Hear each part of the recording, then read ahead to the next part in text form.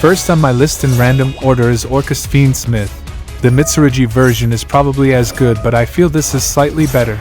This deck benefited so much from the recent support, and with the dawn of Maliss, less people will be playing Lancea, meaning this deck will shine even more. And because we play so many engines in Fiendsmith and Millennium, it means we can easily push through hand traps before doing our usual Orcust plays, as well as baiting disruptions with cards like Doom, Dragon, and Nightmare Phoenix. And not to mention, this deck does extremely well under Duel in a meta where everyone is playing Duel. So another good reason to play this deck.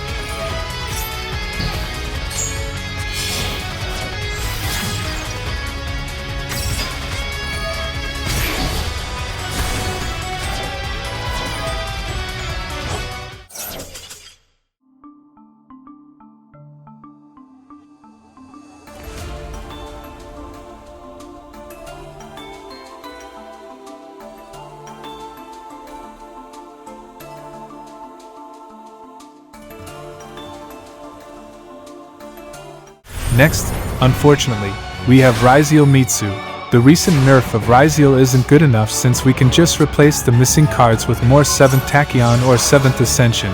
This means the deck has more of a chance to losing to hand traps, but not good enough to kill the deck. So this is the reason you have to play Duel in your deck, because the end board consisting of around 10 disruptions is still very doable. With Ryzeal's ability to negate Nibra thanks to Cross, means this deck is probably still top 2 even if it just got hit.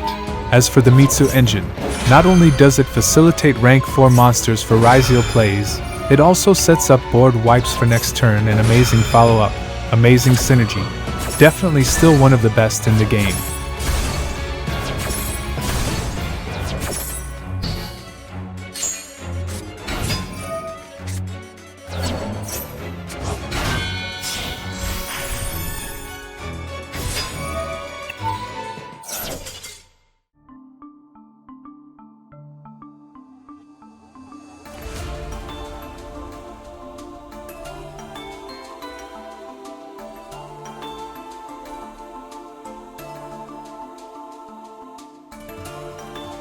And again, unfortunately, we still have Maliss, and dare I say, probably still the best in the game. Cat got limited to 1 when many were already playing 1 or 2 Cat, and Cat wasn't even a starter, so the consistency wasn't really hit with this one. We did lose Apolissa, so the deck can finally lose to a well-timed Blossom or Nibiru. But Maliss still has a good number of starters thanks to Sinnet Mining replacing the hit cards. Great extenders with March Hare, which is still at 3 Bystials, backup Ignister, Wizard, so the deck can still pretty much push through those 1-for-1 hand traps like Imperm, and Apolissa will be replaced with Nightmare Griffin for the end board, so instead of 2 negates, we have a Floodgate instead, and just overall still the same Maliss long combos and broken end board, and even better follow-up, in my opinion. It still feels like it'll be the best. But the biggest downside to playing this deck is that you won't actually get to play the game. As you can see, everyone will surrender once they see any Maliss card. But if you want those easy wins, then this is the deck for you. I think they're afraid that if they hit too much cards, that the deck won't be viable anymore. But they forget this is a Cyber's deck. It has so much general support that losing 1, 2, or 5 cards really isn't a big issue.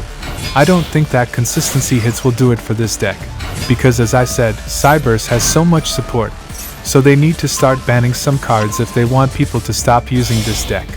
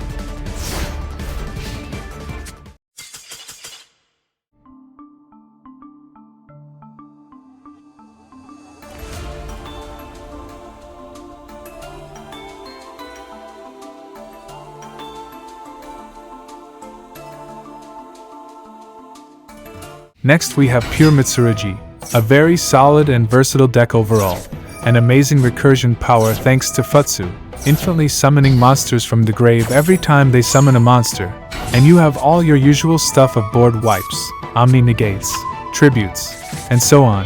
This deck heavily punishes those decks that only end on one monster, since Wusa can just tribute it, as you can see here. With also having great plays under Fiolos, and the ability to also play Impulse, means this deck will be one of the best for the next format.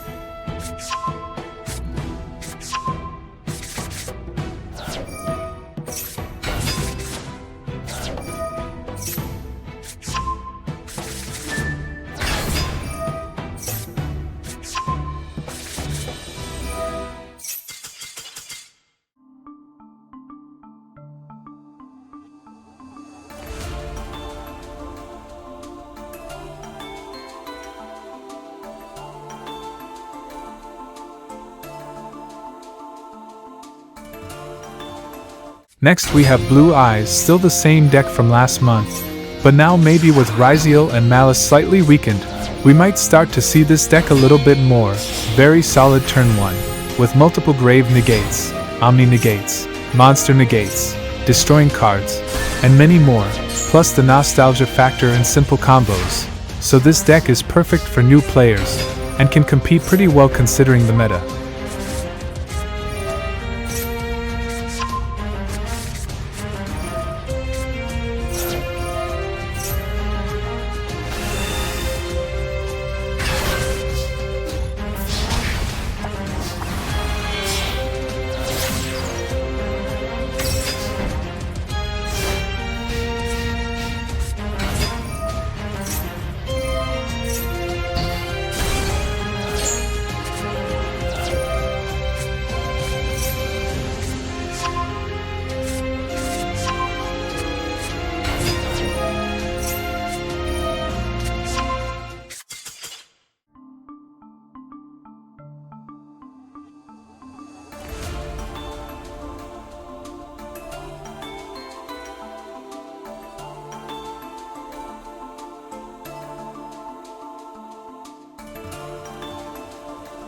And finally, I wasn't sure of who to give this spot to.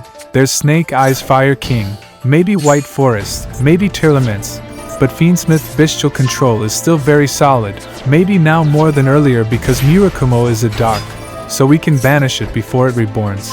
And with Branded Regain gaining advantage every turn, Drill Beam coming back every turn, Fiendsmith always recycling. Means by turn 3 if they can't beat you they've already lost. Of course we also play a lot of hand traps in this because it basically is a hand trap deck, and we always choose to go second with this while playing big impact traps like Nibiru. So very solid pick for the next format.